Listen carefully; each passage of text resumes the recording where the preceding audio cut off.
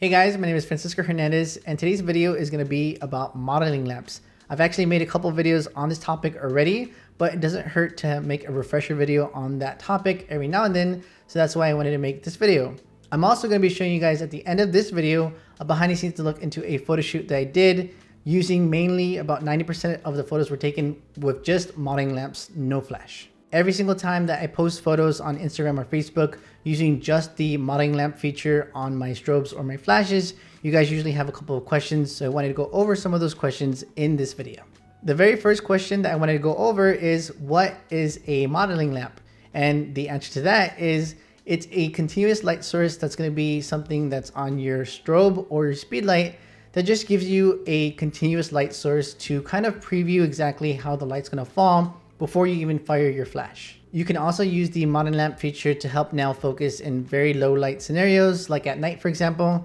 But the main reason why I use the modeling lamp feature is for my night photo shoots, because what I found at night, the flash is usually too strong, and the lamps being low powered, it's exactly what, the amount of light that I need. So I've been using them at my night photo shoots for that purpose. When it comes to just how bright the lamp can be, the color accuracy of the lamp, and the color temperature, it's going to depend on which exact model of speedlight or strobe that you have. And one quick example that I can give you guys is the Godox AD300 Pro, also known as the Explorer 300 Pro. That has a 12-watt bi-color LED modeling lamp, which means that the lamp can actually change the color temperature from 3000 to 6000 Kelvin. The second question that I wanted to go over is, can the modeling lamp be used as a video light? So can you use that lamp for video purposes? And the short answer is yes. The long answer is yes, but the colors might not be accurate. You might have to color correct or gel the light to be a little bit more correct for your video purposes. And the light might not be as bright as you want it. There are dedicated video lights out there that are going to be very bright and have much more accurate colors. So that's why I would say, if you have no money to spend right now on an additional video light, you can get by using the modeling lamp feature on your strobes or your flashes.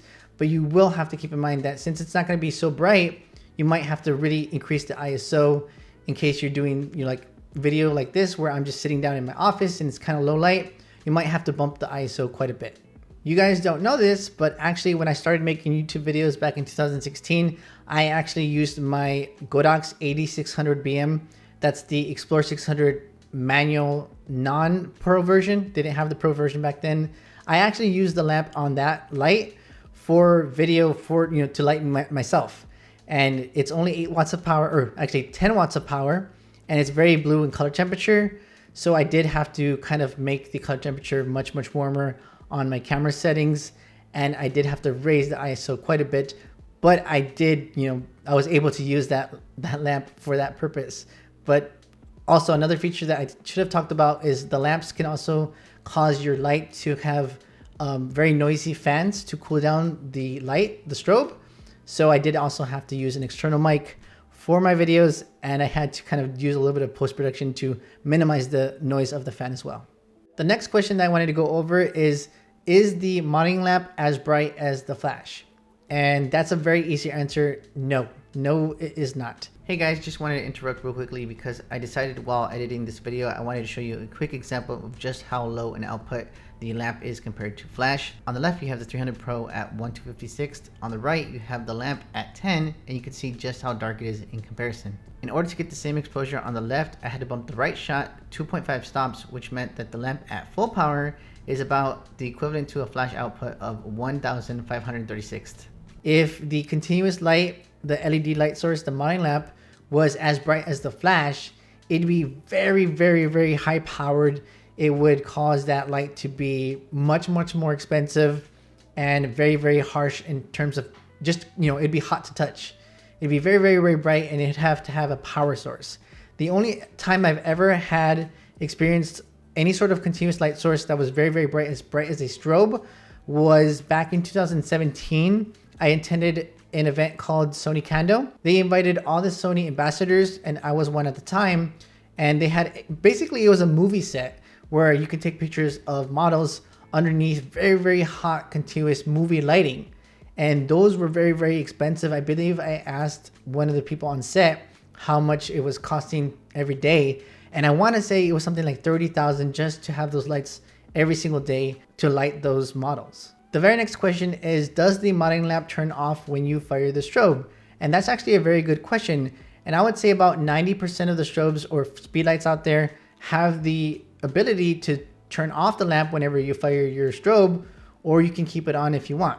I would say a good safe bet though is to have the modeling lamp turn off when you fire your strobe, because if you were to ever work in sort of any situation that's low light, or you're dragging the shutter is very low, then having the continuous light source stay on whenever you're firing your shot, it might actually influence and maybe potentially ruin your exposure. So I would definitely have it set to turn off the modeling lamp whenever you fire your strobe or speed light. Next question is, how do I turn on the modeling lamp feature on my light? Well, first of all, you need to make sure that you actually have the modeling lamp feature available on your strobe or your speed light. If you've purchased one in the past maybe 2 years, then I want to say that it probably does have that feature. If you have a Godox light, I can tell you exactly how to turn on the lamp from your transmitter.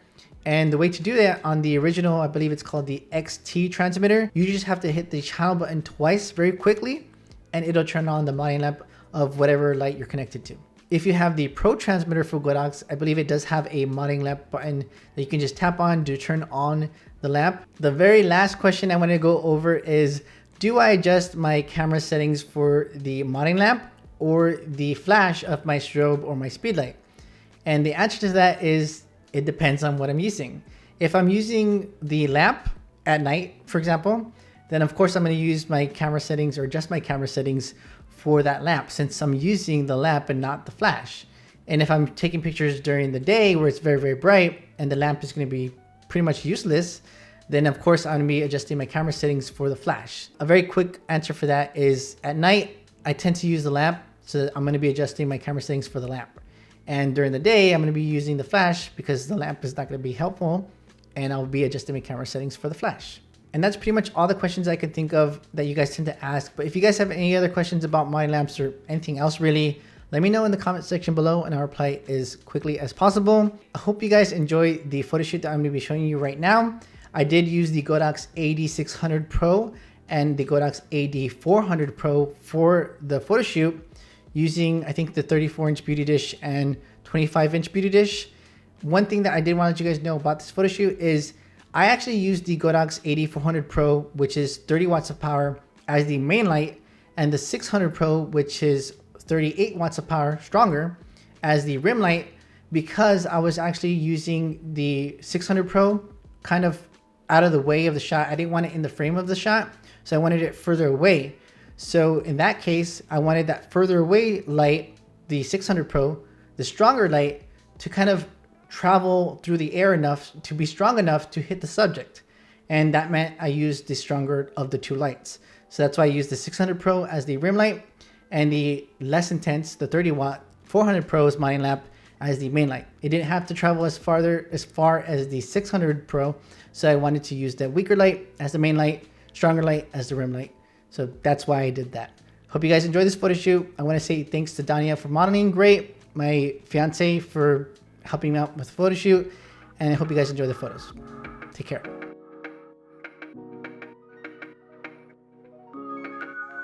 I was yours for the taking. Guess I needed a home, but if I'm not mistaken, you were good on your own. And I know I was drunk enough. Didn't know it would mess me up, yeah. Now I'm truly awakened up. Say you wanna talk again, but it's time I do this my way. I don't wanna be your friend. Think we hit our expiration date. I want you to feel the weight, feel the hate that I felt when we came to an end. You don't get to call me up, tell me that you need forgiveness. You're the one who called it off, broke my heart in just a minute. No, you don't get to call it love when it wasn't even close.